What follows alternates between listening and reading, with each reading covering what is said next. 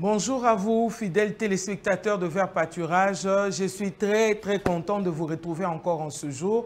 Après beaucoup de temps que nous n'avons pas fait notre tournage. Et Dieu a permis, il a permis encore en ce jour que nous soyons ensemble.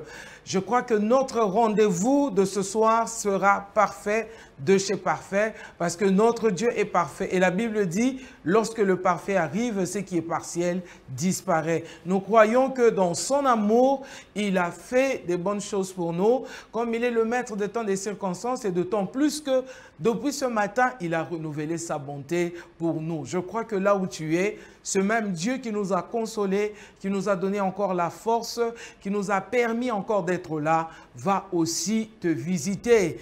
Et je crois que vous êtes nombreux à nous suivre, ceux de l'étranger, de l'Angola, Afrique du Sud, tout Kinshasa, toute la RDC. Pourquoi pas que Dieu vous bénisse en tout cas abondamment d'être resté fidèle à notre rendez-vous de chaque samedi soir à 21 h sur notre chaîne bien-aimée Vert Pâturage. Vraiment que Dieu vous bénisse abondamment. Je dis merci à la production, je dis merci à notre chef, Papa Christian Kassai. Je dis merci à notre DG.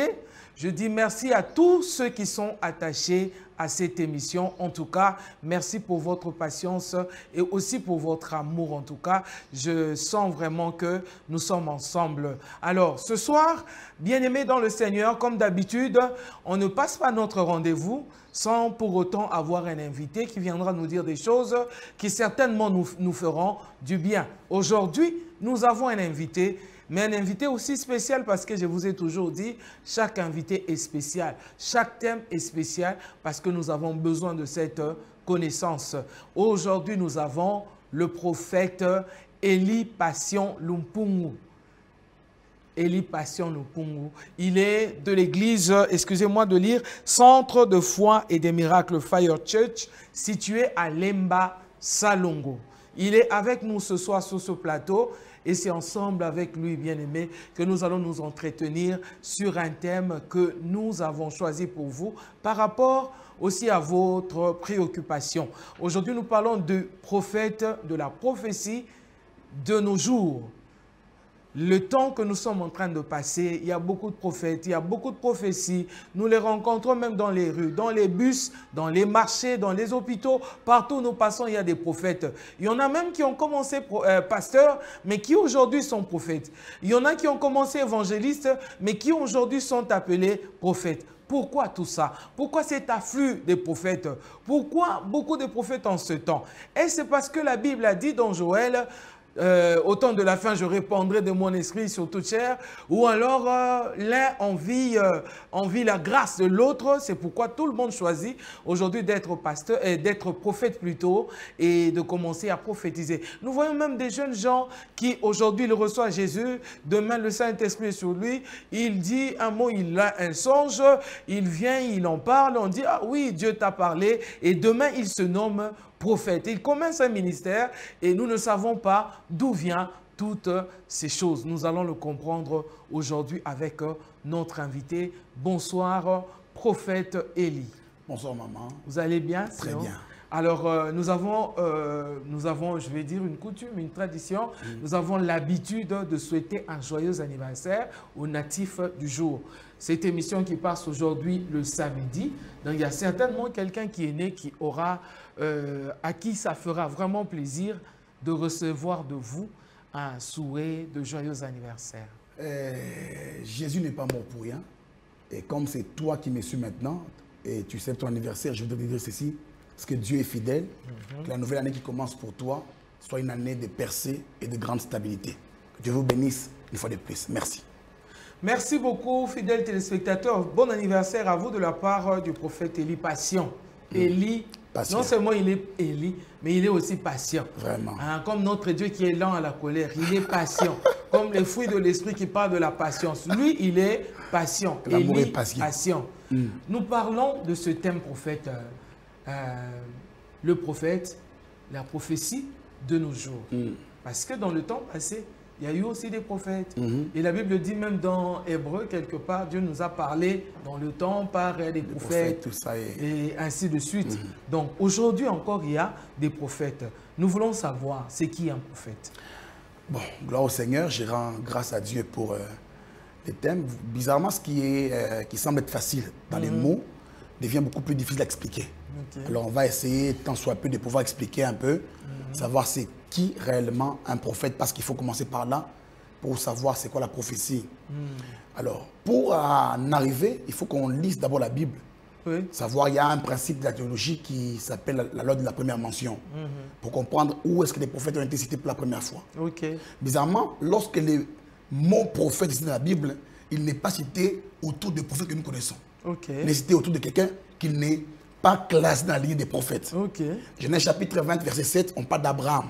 Abraham va chez Abimelech. Il fait d'ailleurs, comme on dirait, une erreur. Il a donné sa femme pour avoir des biens matériels. Alors que le roi tombe amoureux de la femme d'Abraham et qu'il voulait aller avec la femme. La nuit, Dieu apparaît au roi pour lui dire: ne touche pas à la femme de mon prophète. Dieu ne dit pas à Abraham que tu es prophète. Dieu dit à un roi païen. C'est entre Dieu et ses païens qui se passe que Dieu lui dise que tu es, c'est la femme de mon prophète. Bizarrement, c'est à savoir maintenant comment est-ce qu'on peut parler d'Abraham et du prophétique. Comment est-ce qu'Abraham est un prophète? Ça arrive comment? En fait, si on commence par étudier la vie d'Abraham pour comprendre ce qu'est un prophète vraiment, il faut comprendre qu'Abraham n'est pas prophète parce que d'abord il libère un message. Abraham est prophète parce qu'il est capable de pouvoir siéger dans le conseil de Dieu. Il peut écouter la voix de Dieu. Il peut la discerner des voix des hommes. Dans Genèse chapitre 12, on parle d'Abraham qui entend la voix de Dieu de lui dire: fais ceci, quitte ton père, ta famille et ta patrie, va vers l'année que je te montrerai. Et Abraham obéit. Comment est-ce qu'Abraham pouvait savoir que celui qui lui était réellement Dieu? C'est cette intelligence prophétique-là. C'est d'abord là. Et si on se met à cela, on se dira que le prophète est réellement celui qui peut écouter la voix de Dieu. La distinguer des voix des hommes, des voix des animaux, et savoir que c'est réellement Dieu qui a parlé et ce n'est pas un homme qui a parlé. C'est la première partie. La deuxième chose à dire sur le prophète, c'est que le prophète est un don de Dieu. Lorsqu'on parle de dons, nous avons deux types de dons. Nous avons le type de dons charisme, comme le don spirituel de 1 Corinthiens 12. On parle de la prophétie et autre chose. Mais il y a aussi les dons hommes de Éphésiens chapitre 4, verset 11, où Christ, pour comprendre cela, il faut rentrer dans le livre des Psaumes, chapitre 68. Au verset 18, on dit ceci que après sa mort, il est descendu vers les profondeurs, il a amené des hommes dans les hauteurs. Et ces hommes-là, la Bible dit, il en a fait des dons au monde. Il en a fait des dons aux hommes. Ces dons hommes-là, c'est ce qu'on appelle les ministres de Dieu. Et lorsqu'on parle d'un prophète, est un membre d'un gouvernement. Dans la prière de Christ, dans Matthieu chapitre 6, qu'on dit que ton règne vienne. Le règne de Dieu, c'est l'entrée en jeu des ministres de Dieu, parmi lesquels font partie les prophètes.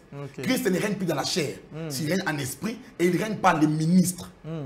Les apôtres, les docteurs, les prophètes comme membres du gouvernement, des fonctionnaires de l'état céleste. Et troisièmement, les prophètes est un fonctionnement. Lorsqu'un prophète arrive dans une circonférence, il amène Dieu de manière spécifique. Vous voyez, tous les ministres ont un seul outil de travail, c'est la Bible, qui est la parole de Christ que nous utilisons pour prêcher. Mais bizarrement pour le prophète, au-delà de la Bible, il a la capacité de pouvoir écouter une parole spécifique, adaptée au temps, liée à la circonstance. Une parole la réma, ce n'est pas la logos. La logos, c'est la parole que nous tous nous avons. Mais la réma, la parole de révélation, la parole qui tombe, non pas dans les chronos, mais qui tombe dans les kairos de Dieu, dire la parole circonstancielle. Et ces prophètes-là, lorsqu'il arrive, il a la capacité de faire quoi? D'engendrer des prophètes comme lui, mais aussi de pouvoir rendre la pensée de Dieu disponible dans une saison. C'est ça un prophète. Gloire soit rendue au Seigneur. D'ailleurs, je profite en passant pour saluer le prophète Daniel de Canada qui accompagne le prophète Élie aujourd'hui dans nos studios. Coucou en tout cas au prophète Daniel. J'ose croire que prochainement, ça ne sera pas le prophète Élie Patient, ça sera le prophète Daniel. D'autant plus qu'il a ce nom-là de la Bible qui nous fait tant de bien. Quand on parle de Daniel, en tout cas, tout le monde est content parce qu'il a vraiment assumé autant de victoires lorsque nous lisons la parole de Dieu. Je suis content d'écouter cette définition-là sur le prophète. Mais lorsque nous partons de Éphésiens chapitre 4, on nous cite des dons, comme vous avez ces hommes dons que Dieu a donnés. Et on nous dit aussi que tous ceux qui ont été cités, c'est pour le perfectionnement des saints. Mais j'aimerais savoir, selon vous, c'est quoi la vraie mission que vous avez compris du prophète? Qu'est-ce qui se passe? Il y a deux éléments qui entrent dans la vie du chrétien. La première partie, c'est la nouvelle naissance. D'accord. Bon, avant que je n'aille d'abord là, je vais revenir sur un élément très important. C'est la plus grande révélation. Je crois que la plus grande révélation de la grâce. Ok. La plus grande. Il y en a plusieurs, mais la plus grande que la grâce nous a apportée. Dans la loi, Dieu est notre roi. Vous voyez, quand vous lisez la Bible dans 1 Samuel chapitre 8, il y a au verset 4 où Samuel dit à Dieu, enfin, Samuel parle à Dieu, avec Dieu par rapport à Dieu. L'histoire commence par le fait que les enfants de Samuel ne sont pas assumés, ils étaient des mauvais serviteurs. Et Israël demande un roi à Dieu. Quand Samuel va voir Dieu, Dieu lui dit ceci: ce n'est pas de toi qu'ils ne veulent pas, c'est de moi qu'ils refusent. Ils ne veulent plus que je règne sur eux. Et Dieu donne un roi. Il demande un roi et le roi vient. Mais en Israël à l'époque, Dieu se comportait comme les rois d'Israël. Ok. Mais lorsque la grâce par Christ est arrivée, la grande raison c'est que Dieu qui est le roi d'Israël est devenu notre Père. D'accord. C'est la plus grande révélation. Et à ce niveau-là, vous allez voir que dans Jean chapitre 3, au verset 16, il dit ceci: Dieu a tant aimé le monde, il a donné son Fils unique. Lorsque Christ entre sur terre, il vient comme le Fils unique de Dieu. Mais lorsqu'il en sort comme les premiers-nés de Dieu. Okay. Il dit que nous sommes devenus les frères de Christ et les pères de Christ est devenu notre Père. Alors, déjà à ce niveau-là, lorsqu'un homme naît de nouveau, il naît de nouveau et devient enfant de Dieu. Okay. Mais vous allez voir dans tout le royaume, les rois n'éduquent pas leurs enfants. Ce sont les eunuques du roi qui sont chargés à éduquer leurs enfants. Et maintenant, le rôle d'un ministre de Dieu, c'est celui-là de prendre les enfants de Dieu. Ils sont déjà saints, sanctifiés par la croix, mais ils sont maintenant perfectionnables. On dit qu'ils sont là pour perfectionner les saints. Donner aux enfants du roi les habiletés nécessaires pour diriger, la capacité de pouvoir régner, la sagesse, l'intelligence, les informations susceptibles à leur permettre de pouvoir diriger, à régner dans les royaumes de Dieu. C'est ça le rôle du prophète. Et chaque ministre a un rôle approprié. L'apôtre donne les fondements, les prophètes donnent la révélation, la lumière, ils donnent la direction. Il explique les dits et les non-dits. Daniel chapitre 12 verset 4. Daniel garde ce livre secret afin qu'au temps de la fin, plusieurs les liront et il augmentera la connaissance de plusieurs. Plusieurs accéderont à l'intelligence par le ministère du prophète. Ils sont là pour rendre intelligent, ils sont pour rendre intelligibles les intelligences. Ok. Et c'est un peu comme dans le temps de la loi, lorsque un héritier doit être proclamé comme étant l'héritier officiel de son père. Donc, il est né de ce père, mais il doit passer par une formation. Une formation, exactement. C'est un peu ça. Une forme d'intronisation pour posséder, comprendre. Parce qu'il y a un problème, c'est que les enfants, très souvent, ne connaissent pas qu'est-ce que leurs pères ont. Mon père était un général, mais il ne sait pas c'est quoi un général d'armée, qu'est-ce qui se passe qu'on sort. Alors, on doit l'initier, lui faire voir. Bon, généralement, quand je parle d'initiation, les gens on doit l'amener à faire comprendre. Il ne faudrait pas que les gens pensent que je n'ai pas d'initiation à l'occultisme, je n'ai pas d'initiation à la gouvernance. Ésaïe chapitre 35 au verset 1-2. La Bible dit ceci: les rois régneront avec justice et les princes gouverneront avec équité. Les rois est là, et les princes sont aussi là pour gouverner avec leur père. Et le rôle d'un ministre, c'est faire quoi? C'est de travailler. Esther doit devenir reine, mais elle doit d'abord être travaillée par l'eunuque du roi 12 mois durant pour être habile à devenir reine, la femme du roi. Ok. Et ça, le fait des rôles du ministère. Ok. Mais moi, je pense que prophète, on ne doit pas avoir peur des mots. Hein. Quand on parle de l'initiation, c'est emmener quelqu'un à connaître ou avoir une allure les gens dans quelque chose. Ont tellement mis ces mots dans l'histoire de l'occultisme que quand on parle d'initiation, tout le monde te dit il veut encore dire quoi? Initiation, c'est... En fait, vous voyez, aujourd'hui, le fait que les mêmes mots du prophète a été mal compris et ça crée beaucoup de problèmes. Voilà non, mais si nous laissons aussi le peuple de Dieu sans leur faire comprendre que ces mots se trouvent aussi dans la Bible, dans la parole de Dieu, Ils risqueraient d'être surpris en écoutant ces mots. Ils croiront que c'est quelque chose d'extraordinaire quand on leur dit, viens, je vais t'initier dans... C'est ça, c'est exactement, nous devons l'utiliser comme cela. Hein, c'est vraiment, bon, je disais que Dieu doit nous initier. Vous voyez, on est déjà né enfant de Dieu, nous devons être formés par les ministres. Les ministres, eux, ont été formés par Dieu. Il y a une sémence que Dieu a placée en eux et finalement, ils sont habiles. C'est comme des professeurs d'université. Dieu les amène pour pouvoir nous communiquer la science du royaume. Parce que, écoutez, l'Église n'est pas le royaume.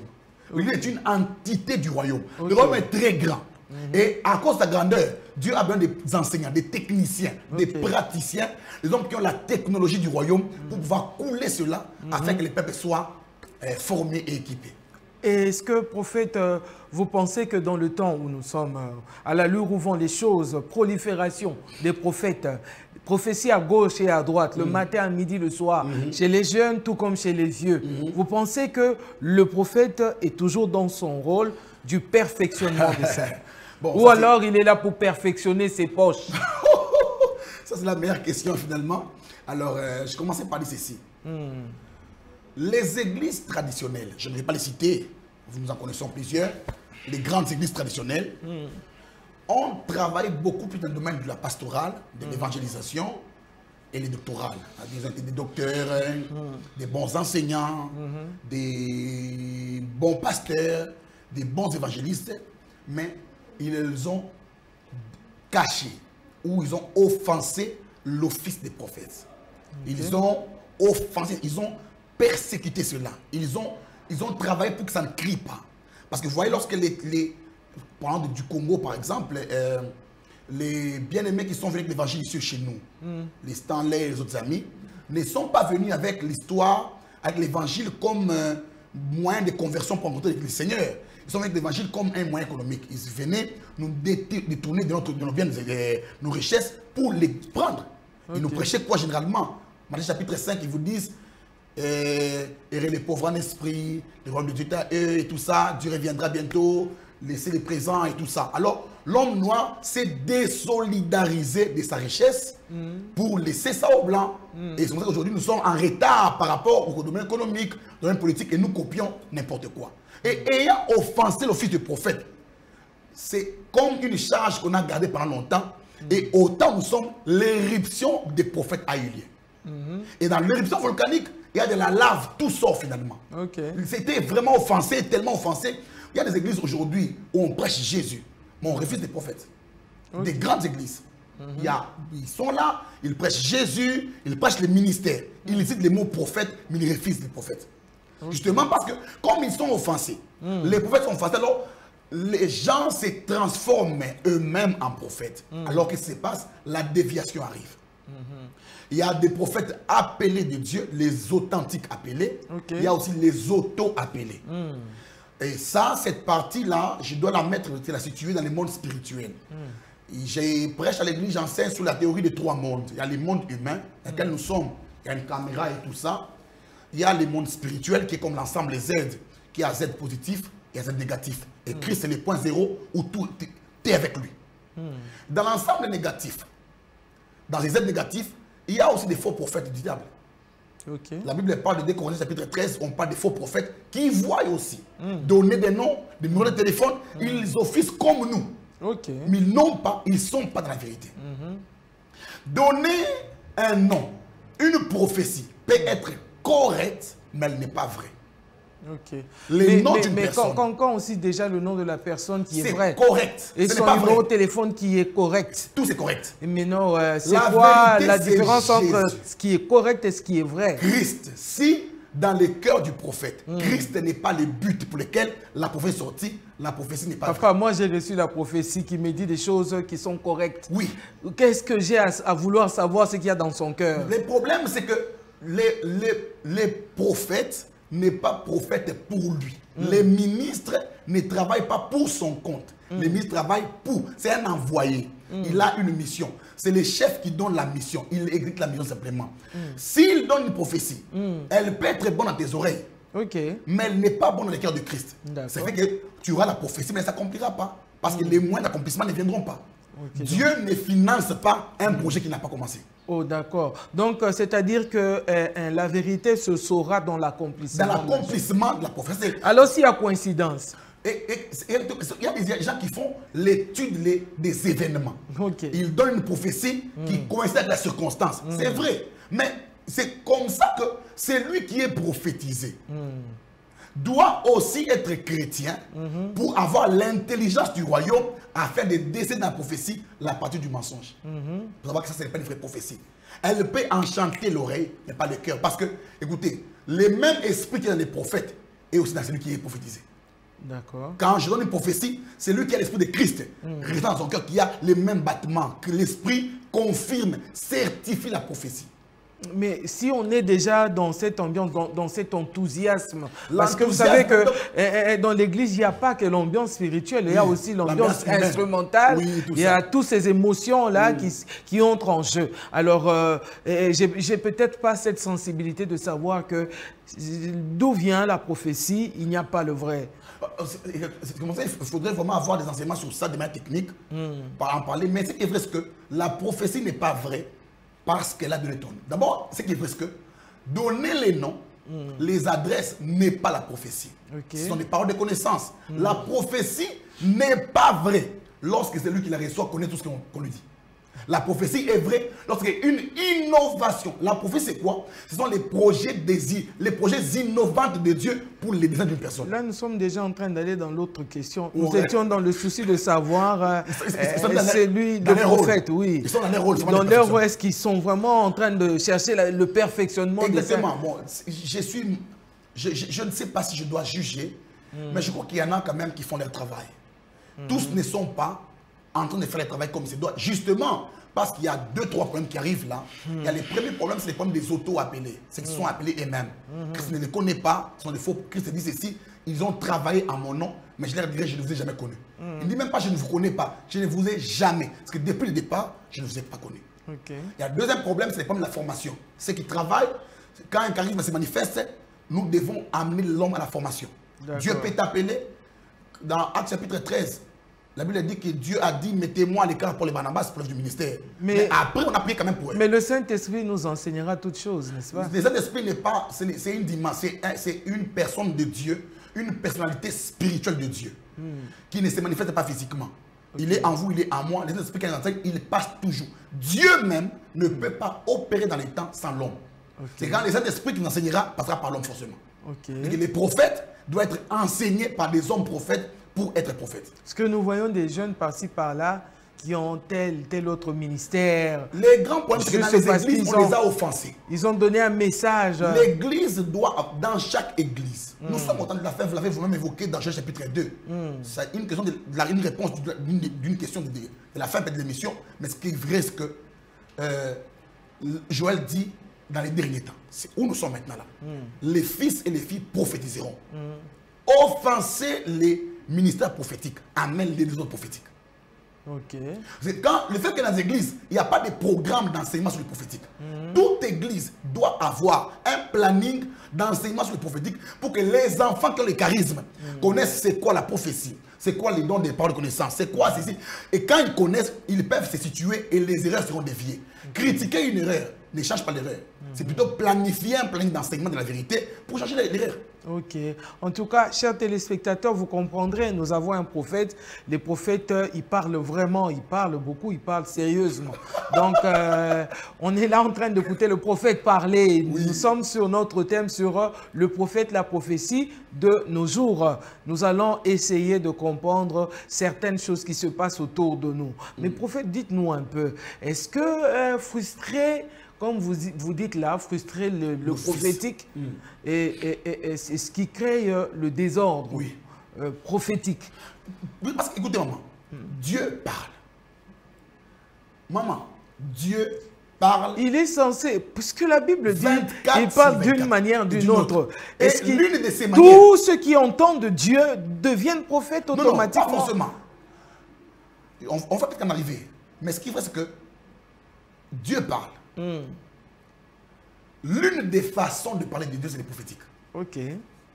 Et si vous empêchez aux prophètes de prophétiser, ils vont prophétiser.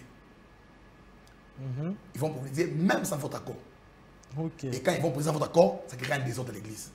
Parce qu'il y a d'abord l'établissement de l'ordre administratif qui est là. Alors vous devez justement comprendre que là, Dieu commence à parler aux enfants. Prendre des enfants, venez les amis ici, mettez-vous là. La Bible dit ça, ça, ça, ça. Quand on enseigne aux gens, on évitera les désordres. C'est un aspect aussi, vous avez évoqué, ce que tous ceux qui prophétisent ne sont pas forcément prophètes. La prophétie n'est pas l'exclusivité des prophètes. La prophétie est un élément lié au ministère, c'est vrai, prophétique, mais c'est aussi un élément lié à la voix de Dieu. Dieu peut parler même par un apôtre. Il peut prophétiser par un pasteur. C'est un don. Les dons, dans 1 Corinthiens 12, Dieu donne à qui il veut. Même à un fidèle simple, qui n'est ni pasteur, ni apôtre, ni rien.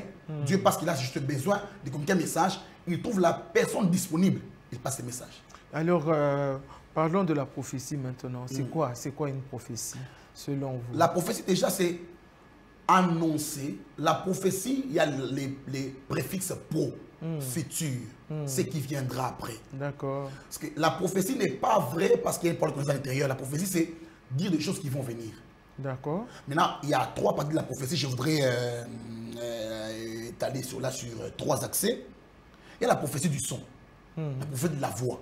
Comme on parle de vous, Maman Astrid, Dieu a dit, demain il fera ça, ça, ça, tout ça. C'est la voix. Et là, par rapport à la voix, nous avons la prophétie audible, nous avons les songes, nous avons les, comment on appelle ça, la prédication qui est aussi une prophétie, nous avons l'exhortation, nous avons tous ces éléments qui entrent. Parce que quand vous prenez les dons spirituels par rapport à leur fonctionnement, on dit qu'ils sont là pour exhorter et tout ça. Donc la prophétie vient aussi exhorter, et il y a un conseil, il y a même des orientations, des paroles de sagesse comme ça, comme Achitophel qui avait des paroles prophétiques mais de sagesse, qui pouvaient prévenir l'avenir et éviter les dérapages. Il y a la prophétie de l'image, la prophétie visible. Il y a la première partie de la prophétie audible, parce que nous entendons de la part de l'oreille, et la prophétie audible, parce que généralement les prophètes, eux, n'entendent pas Dieu. Les prophètes voient la parole de Dieu. Vous voyez, Habakkuk chapitre 2 dit ceci, je me tenais à mon poste pour voir ce que Dieu me dirait. Que les prophètes voyaient la parole de Dieu. C'est que les prophètes, lui, n'entendent pas les sons, mais il voit l'image de Dieu et il interprète ça par le langage. D'accord. C'est pour ça que quand nous disons, tout ce que nous disons aux gens n'est pas totalement ce que nous avons reçu. C'est juste une partie et celui qui entend la parole a l'esprit de Dieu pour comprendre. Maintenant, vous allez voir que dans la prophétie visible, il y a la vision. D'accord. L'homme est ici, il est projeté comme nous voyons, j'ai dit j'ai vu. Je viens de voir ceci, cela. Il annonce le futur. Apocalypse, par exemple, est une vision. Jean a vu la vision, il a annoncé cela. Nous avons les songes, ce sont des prophéties visibles. Un homme dort dans son inconscience, Dieu l'amène dans une réalité spirituelle. Il dit j'étais là, j'ai vu ça, ça, ça. Joseph a une prophétie visible. Il fait un songe, c'est ce qui sera demain. Mais c'est pas que dans la prophétie visible, par rapport au songe, il y a des éléments qui sont non expliqués, par exemple. Et ça, c'est notre jour, on pourra peut-être en parler. Alors, il y a une troisième prophétie, c'est la prophétie humaine. D'accord. Parce que le prophète lui-même, à un moment, il devient le message de son message.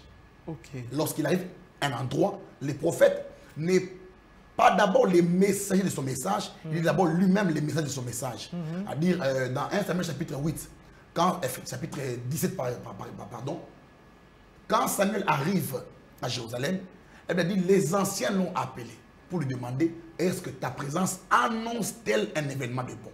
C'est que la présence du prophète est un événement qui est arrivé. Quand le prophète arrive quelque part, c'est qu'une information en a le temps. Et tous ces éléments-là en a la prophétie. Mais je vais préciser que la prophétie n'est pas l'exclusivité des prophètes. Dieu peut parler à n'importe qui. Dans 1 Corinthiens chapitre 2, verset 9, la Bible dit, ce sont des choses que l'œil n'a point vues. Il y a des choses que l'œil ne voit pas. Et ce que l'œil ne sait pas voir sont liés au monde prophétique. Amen. Et les prophètes peuvent ramener ces choses que l'œil ne voit pas, que le cœur doit voir et les ramener à la table. Un jour, je suivis le pasteur Espérance Bakad qui prêchait, qui parlait des 4 êtres vivants. Il dit qu'ils avaient des yeux dedans et dehors. Et il disait, je finirai un jour par conclure pour dire que l'homme est un œil. C'est qu'en fait, les prophètes voient de devant, voient de derrière aussi. Et la prophétie, c'est la capacité de l'homme, de Dieu, à cerner les événements et à en déduire, en donner une conclusion qui est liée à la pensée de Dieu. Une prophétie annonce le futur. Une prophétie prédit les événements. Une prophétie annonce l'action de Dieu par rapport à notre bonheur. Une prophétie annonce un jugement, annonce une sentence. Une prophétie annonce l'entrée de Dieu en action, l'intervention de Dieu. Tous ces éléments-là sont liés. En fait, c'est une façon de parler de Dieu. Ok. La prophétie. C'est ça. Donc, vous comprenez, fidèles téléspectateurs, que nous sommes vraiment avec un prophète. Je suis en train d'insister et je sais qu'il y a l'onction du prophète Daniel aussi qui est resté dans notre plateau, qui est en train d'influencer aussi ce qui coule de l'autre côté. Donc là, nous avons compris la prophétie. Maintenant, prophète, nous aimerions savoir c'est quoi la différence entre la parole des connaissances, la parole de sagesse et il y a une autre partie. Et la parole de la prophétie elle-même. Voilà, donc c'est la différence entre les deux. Est-ce parole de connaissance, parole de sagesse n'est pas la prophétie? Donc nous voulons savoir un peu ces éléments-là. Vous voyez, on dit la parole de connaissance. Voilà. La parole de connaissance, c'est ce que nous faisons déjà. La parole de connaissance a pour but d'abord de faire comprendre à l'homme que Dieu te connaît. Dans Jean chapitre 1, Jésus parle à Nathanaël. Il lui dit ceci, que avant que tu ne sois venu ici, quand je t'ai reçu le figuier, je t'avais déjà vu. Mais or, là où il était, Christ n'était pas là en chair. L'erreur, c'est faire quoi? Faire comprendre à l'homme que Dieu te connaît très bien. Il connaît les dits et les non-dits de toi. Il connaît ce que les hommes connaissent toi en public et en privé. Il connaît ton secret. Dieu te contrôle. Regardez ce qu'on dit. Les rois à l'époque d'Élysée demandent, il dit, mais il y a parmi nous seulement infiltrés parce qu'au fait, les secrets sont dévoilés. Un de ses conseillers lui dit, non, non, roi. Il y a par contre Élisée de l'autre côté qui est un prophète. Élisée fait quoi? Il peut voir même ce qui se passe dans ta chambre. Le roi est surpris. Parce que simplement, il y a des choses que, comment je vais dire, que l'homme a sur lui qui font sa personnalité, qui n'aime pas qu'on dévoile, qu'on connaisse de lui. Mais la parole de Dieu vient faire quoi? Ramener ça pour dire à l'homme, Dieu te connaît en public et en secret. Mais la parole de sagesse, elle, parce qu'en fait, la sagesse, c'est la matrice de la vie. La Bible dit, avec ce que tu possèdes, dans Proverbe chapitre 4, acquiert la connaissance, mais mieux encore la sagesse. Pour dire quoi? C'est par la sagesse qu'on dirige, qu'on gouverne. La parole de sagesse, c'est une parole qui tombe à pic pour solutionner un problème précis. Elle vient comme un conseil. Elle vient comme une orientation. Une fois te dit, bon, tel problème par exemple, bon, moi j'ai pensé, tu peux faire ça, ça, ça. Mais quand tu le fais, ça produit justement un résultat prophétique. C'est une parole qui vient solutionner un problème urgent. Mais peut-être que parce qu'il n'y a pas un prophète qui peut donner une prophétie, mais un homme qui a accès à la sagesse, alors Dieu fait quoi? Il coule la solution, mais par une autre forme diluée. Il y a des gens qui ne supportent pas la prophétie, mais de manière diluée, Dieu amène une parole de sagesse pour justement résoudre des problèmes. Donner à l'homme, parce que la sagesse, elle fait quoi? Elle donne à l'homme des voies. Des voies, des pistes de solution, des sorties. Dans ces problèmes ici, il faut faire ça, ça, ça. Et puis, on applique les principes, on s'en sort. Donc, le rôle de la parole de sagesse. Et la prophétie, elle, maintenant, c'est l'innovation. D'accord. La prophétie, c'est que Dieu ne vient pas pour résoudre un problème du présent qui est présent. Parce que la parole de sagesse, elle, résout les problèmes du présent et du futur. Mais les prophétiques, elle, c'est Dieu vient innover. Comme le chef de l'État à l'époque ancienne, l'ancien président qui disait 5 chantiers, par exemple. D'accord. Il n'y a rien. Je vais commencer sur les terres vierges. Il n'y a rien. Je vais faire croître des immeubles, par exemple. C'est ça la prophétie. Dieu va vous dire, maman, vous êtes là. Dieu vous dit, maman Astrid, par exemple, l'année prochaine, vous toucherez $1 million américains. Vous ne l'avez jamais touché. Parce que vous êtes enthousiasmé de pouvoir voir l'année prochaine. Vous dites que l'année prochaine sera là. Et Dieu a promis de donner. C'est en fait une promesse. Prophétie, promesse vient de futur.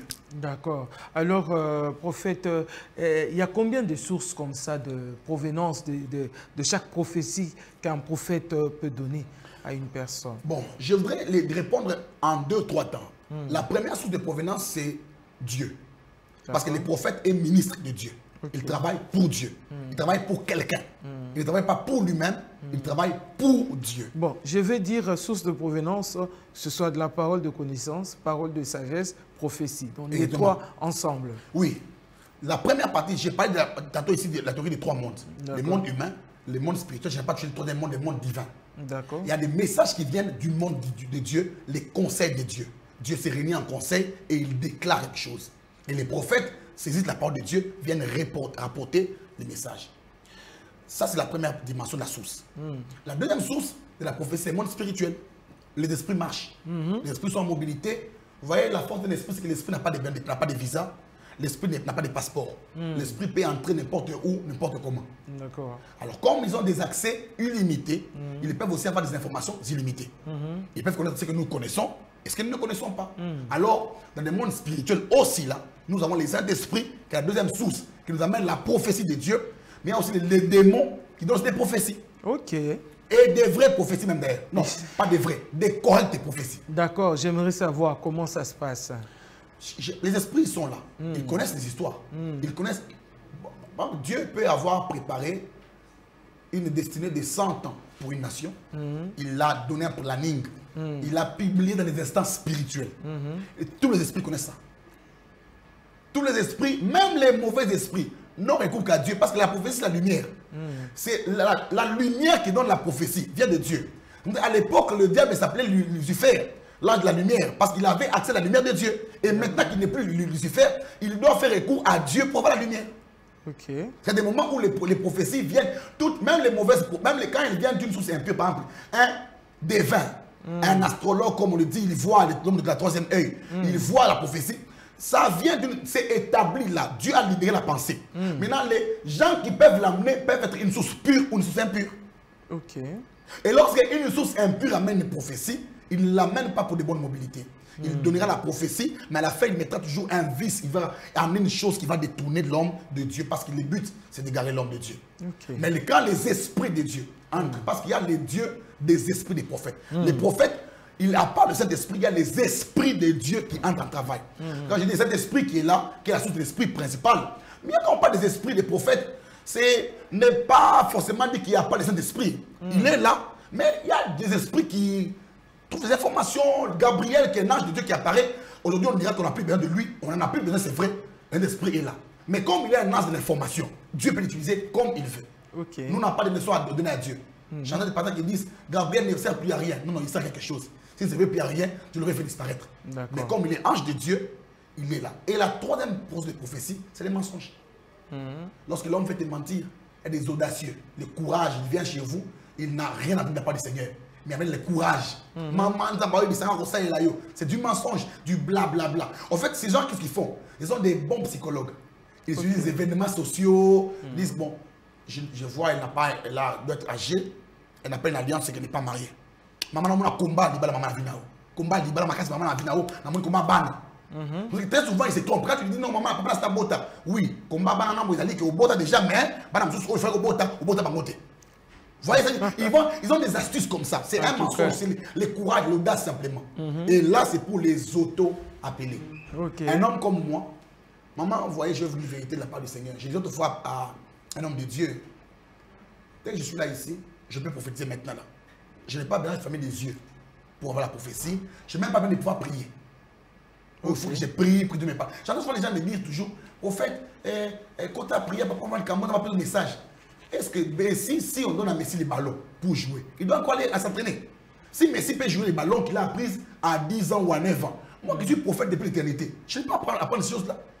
Ma prière n'est pas liée au fonctionnement de mon ministère. La prière est liée à la communion entre moi et Dieu. Amen. Je ne prie pas pour prophétiser, je prie pour garder ma communion avec Dieu. Le prophétique est lié à la paix que Dieu m'a donnée. Quand il veut que je prophétise, je peux le faire. Et même quand moi, je peux le faire, je vais le faire, je vais le faire. Parce que l'esprit du prophète est soumis au prophète. Le prophète est l'entité fonctionnelle et non pas l'esprit qui fonctionne. En tout cas, merci beaucoup. Bien aimé, vous entendez et j'ose croire qu'il y a des réponses à plusieurs questions. Là où vous êtes dans vos maisons, vous recevez quand même la lumière. Et nous sommes en train d'être initiés aujourd'hui. Quoique vous nous refusiez ce mot, moi je dis que nous sommes en train d'être initiés à la prophétie et au prophétique.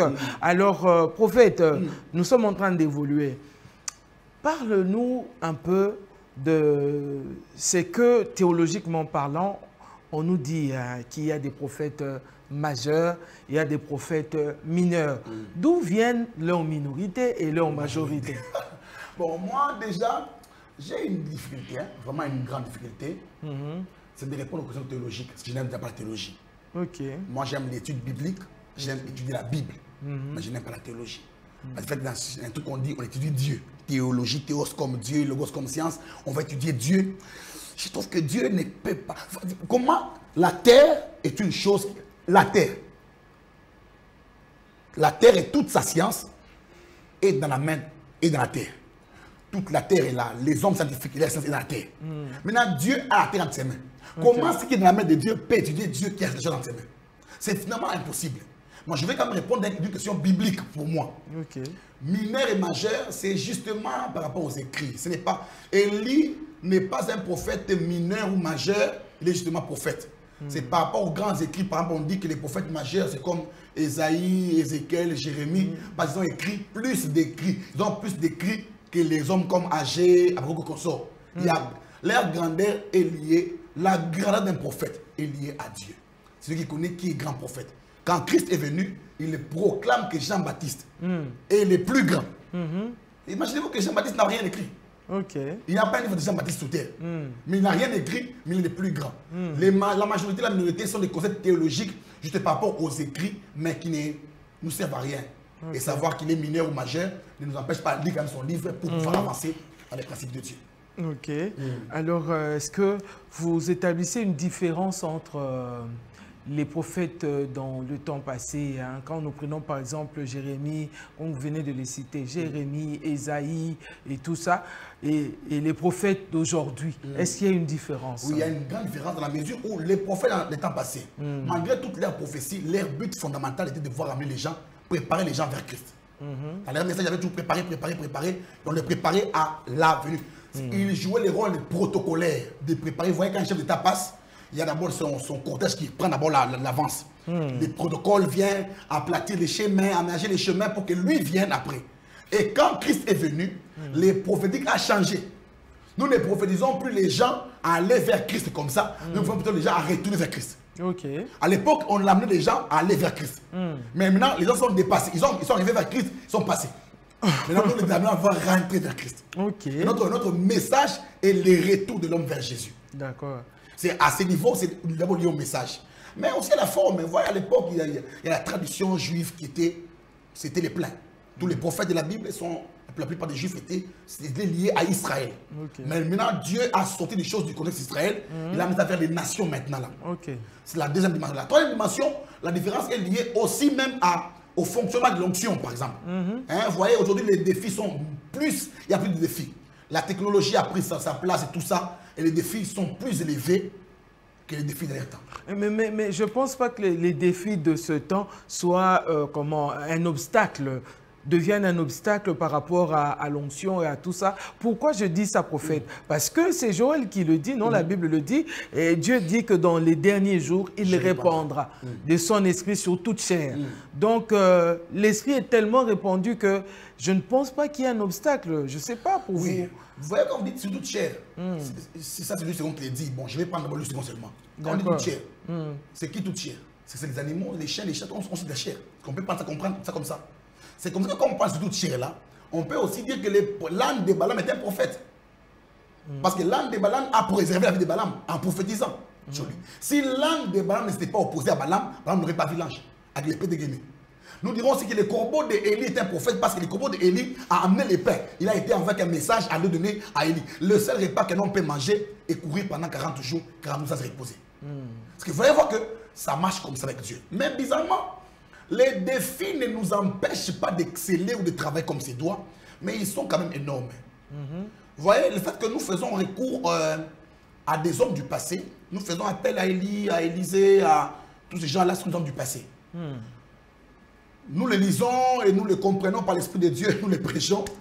Mais je crois que nous devons d'abord prêcher Jésus. Parce que les défis sont tellement énormes qu'il faut s'aimer Jésus pour les résoudre. Mais vous allez voir qu'il y a des églises où on prêche très peu Jésus, on prêche beaucoup de démons, on prêche sur le combat, on apprend les techniques du combat. On apprend les gens à comment se défendre dans la vie, mais on ne les concentre pas sur Jésus. Le Christ, c'est les superlatifs. Jésus, c'est les totaux globaux généraux de Dieu. Okay. C'est les globalisants. C'est les tout du tout dans tout pour tout avec tout. Okay. Et quand Dieu donne Jésus, il a tout donné. Okay. Dieu, quand il donne Jésus, il a résolu tous les problèmes en une seule fois. Il n'y aura pas.